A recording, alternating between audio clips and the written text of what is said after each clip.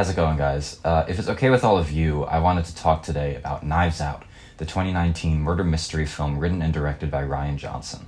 I want to say off the bat that I enjoyed this film quite a bit, and I think in a lot of ways it's great. But this is not a review of Knives Out at large. This is an analysis of one aspect of it, and I'm afraid I don't have very much nice to say about that. In about 7 seconds, I'm going to spoil the entire plot of Knives Out, so just be aware of that. And later in this video, I'm going to spoil Parasite as well, because of course I am. So basically, the super rich guy Harlan was found dead at a family gathering, assumed murdered, throat slashed. The suspects are his whole insanely rich family and Marta, his working class nurse. We follow Marta and Detective Benoit Blanc and eventually find out that Harlan wasn't murdered after all. He'd actually slit his own throat. Why'd he do that? Well, Marta accidentally gave him the wrong medication, a dosage enough to kill him, and she told Harlan about this. Now, Harlan knows that Marta's mom is an undocumented immigrant, and if Marta's found liable for his death, even by accident, it could mean a lot of trouble for her and her family. And since she's such a nice young lady, he decides, well, fuck it, I'm dying either way, so he slits his own throat and makes it look like a murder so that she doesn't get in trouble. So Knives Out is a murder mystery where the twist is there was no murder. Kinda. So they do the reading of the will, and it turns out that Harlan was leaving his entire inheritance to Marta, which also explains why he was so hung up on her not getting in trouble. This makes the family really mad, of course, because they're not getting any money, and we go on a whole adventure, and eventually they find the toxicology report on Harlan's corpse, which shows that there was no lethal dose of anything in his body. If he had just sat tight and managed not to kill himself, he would have been fine. So how did this morbid mishap come to be? I saw one of you was crying that. Well, Harlan's son Ransom was mad at his dad because he got early intel he was leaving everything to his nurse. So he decides to kill two birds with one stone. He takes the labels on the good and bad medicine from Marta's bag and switches them, hoping that Marta will take what was labeled as the good medicine and give it to Harlan, killing him.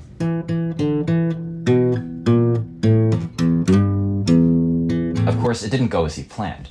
Marta, it turns out, is such a good nurse that she didn't even need to look at the label when she was taking the medicine. She just knew subconsciously the exact viscosity and coloration of the correct medicine and took it despite the false label.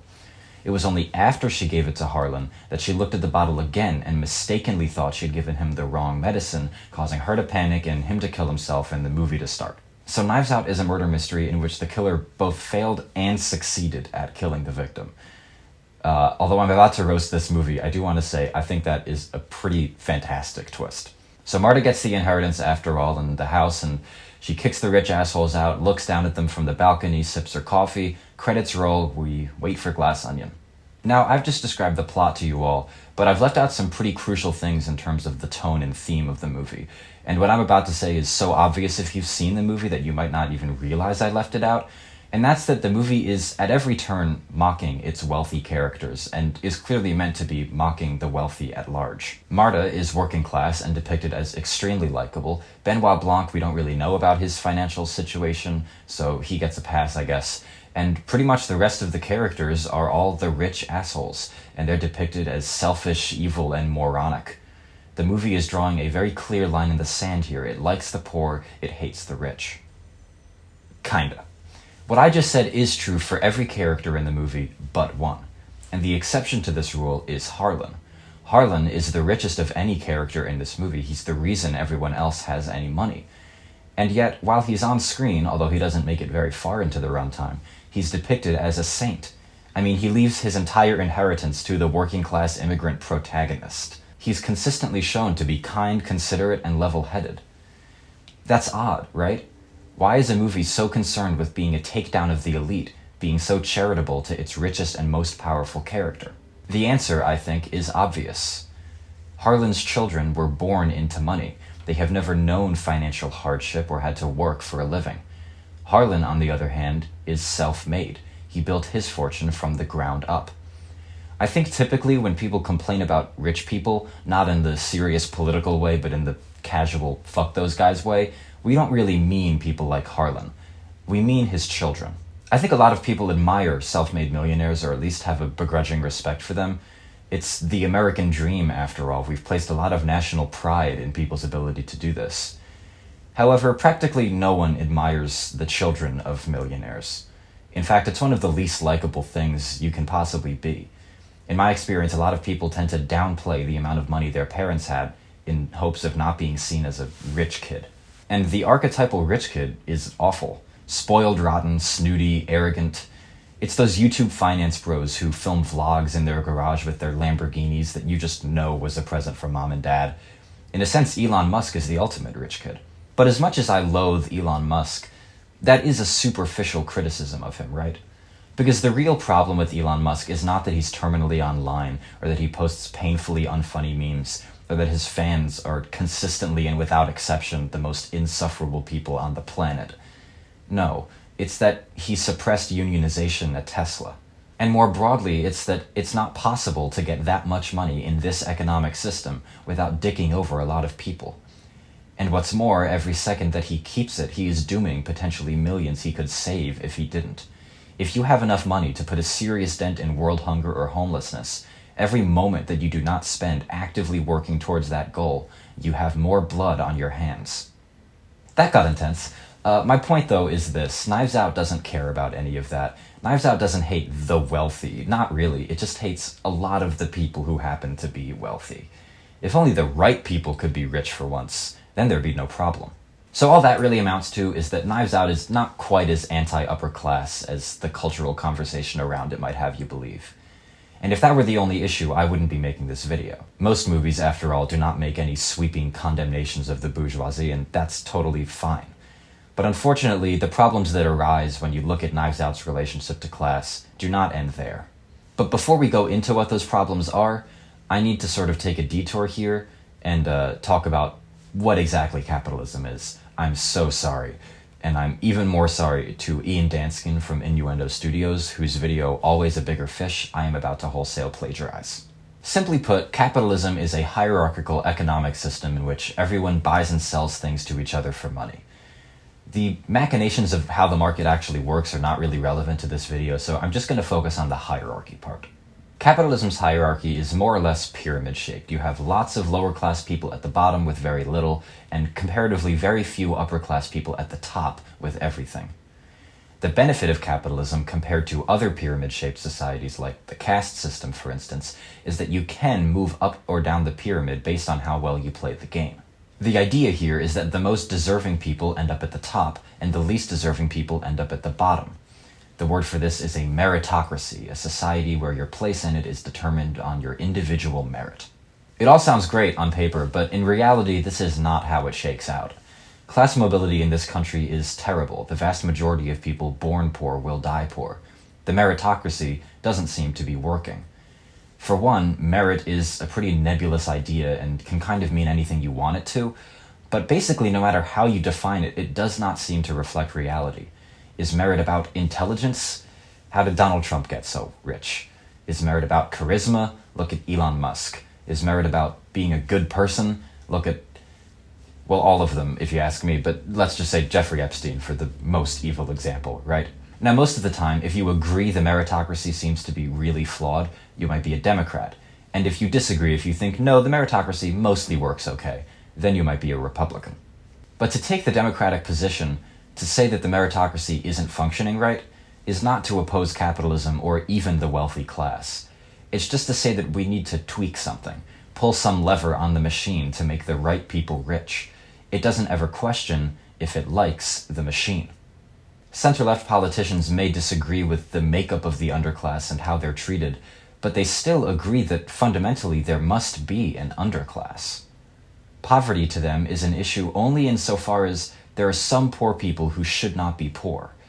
What's left unsaid is that they also believe there are a lot of people who should. The American dream is here, anyone can make it. But everyone can't. My position is probably coming through here, and that's that this entire system ought to be opposed. Because honestly, dumb people have rights too. And even if the meritocracy functioned perfectly, and by whatever metric the people starving were truly the least valuable to society, it would still be abominable. Because no one deserves to starve. And no one deserves to be a billionaire until world hunger and homelessness are eradicated. Alright everyone, we made it through the detour and we can finally talk about Knives Out. Oh, what the fuck is that? In Bong Joon-ho's masterful Parasite, released around the same time as Knives Out, a lot of bad shit goes down. The movie follows two families, one poor, the Kims, and one rich, the Parks. The first half of the movie consists of the Kims pretending to be wealthier than they are so that the Parks will hire them. The second half of the movie consists of all that bad shit going down. Most of the plot is not really relevant to this video though, so I'm just going to talk about a piece of the ending. Kim Katek, the father of the poor family, ends up trapped in the basement of a huge house. Okay, I know he's not actually trapped there, but basically he has no choice, right? When Ki-woo, his college-age son and the protagonist of the movie, discovers this, he tries to come up with a plan to reunite with his father, but the only way he can think to do it is to earn enough money to buy the house he's trapped under. This is a really bleak ending because Ki-woo kicked off Parasite by having very similar dreams of getting rich, and as a direct result of that, multiple people are now dead in the ground. One of the main themes of Parasite is that under capitalism, the most reliable and arguably the only way for poor people to get rich is by fucking over other poor people. That's one of the reasons capitalism is so good at not being revolted against. It keeps the lower class fighting amongst themselves so that they don't direct that hostility up the pyramid. When Ki-woo dreams of riches at the end of Parasite, it's almost laughable. The movie mocks him for still, after all that, naively believing he can ascend the pyramid, and by proxy mocks anyone in the audience who might believe the same thing. This might sound harsh or mean, but it is ultimately what people need to hear, because it is the truth. The sooner the working class stops believing the lie that tells them they can get rich based on merit and resolve alone, the sooner they will start to interrogate the system that told them that lie. Okay, now we're going back to Knives Out. I want to talk about Marta. From a screenwriting perspective, the problem with Marta is that there are no problems with Marta. She is kind and smart and capable and proud in the good way and comically honest. She's basically a perfect person. And while this might not be great character writing, protagonists are supposed to have flaws after all, it does seem like a pretty strong statement in support of the working class, right? Making them so saintly that you sacrifice the quality of your script. Unfortunately, not really. See, if we take out the murder mystery from Knives Out, what we're left with is a story about a working class immigrant nurse who, because she is such a nice young lady and so good at her job, miraculously becomes rich without hurting a fly. It's the opposite of Parasite's ending, right? Parasite mocks Ki-woo for wanting a mansion. Knives Out gives Marta the mansion. Parasite makes fun of the audience for believing the lie told to us by capitalism. Knives Out is the lie. If you just work hard like Marta, do the right thing like Marta, play the game smart like Marta, you might make it big. What's more, the choice to make Marta so perfect causes the movie to accidentally imply something very sinister. Knives Out was clearly trying to be an anti-rich movie. The poor main character is likable to a fault, and the rich antagonists are comically evil and heartless. Rian Johnson is an experienced filmmaker. He knows that your protagonists are supposed to be flawed and your antagonists complicated. So why does he reject this nuance? And the answer I'm left with is a dark one indeed. See, Knives Out believes that a meritocracy is a good thing, believes that in an ideal world, the virtuous and smart people would be rich and the evil and stupid people would be poor. So, from the perspective of the movie, the rich people had to be heartless and selfish and moronic, because if they weren't, they would deserve to be rich. And far worse, Marta had to be perfect in every way, because if she weren't, the movie says, she would deserve to be poor. Wow, that was pretty serious stuff. Just to be clear, I don't think Rian Johnson is a bad guy. I don't think he believes any of that. I think that he neglected to think everything all the way through in this movie, and as a result ended up with a film that argues for some things he would never personally argue for. But that's sort of my point, right? When we make art that talks about things like this, it's not enough to simply invoke the issue and take a side. You have to really think about how your characters intersect the themes. Because once we've seen Knives Out, a part of our subconscious is going to remember how good it felt to see Marta staring down at the formerly rich people from her balcony. And whether we know it or not, this feeling comes from the preservation of the hierarchy. And if you're a center-left, capital D Democrat who's fine with that, who's fine with the pyramid so long as we all find our spot in it, then you have nothing to be concerned about. But if you're a little bolder than that, then you need to be aware of the message this movie's pushing under the surface. Because what the hierarchy needs is not to shuffle around until the Martas are at the top and the Ransoms are at the bottom. it needs to break.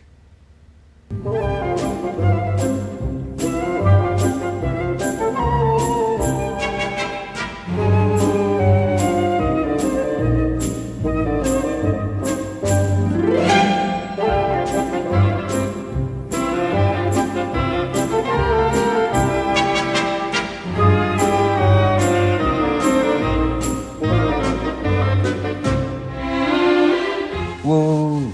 You made it through the video. Go subscribe to Song of Myself. Follow. Don't subscribe to me. Don't do that. What you should do instead of doing that is follow the Instagram that's on the screen right now. It's for the movie I'm making. We're editing it right now. I think the GoFundMe might technically still be open, but please don't donate to the GoFundMe. We're not spending money anymore. Please don't. I'll feel bad if you do. Just follow the page. Check for updates. It's fun. It's a fun little movie. You can read all about it.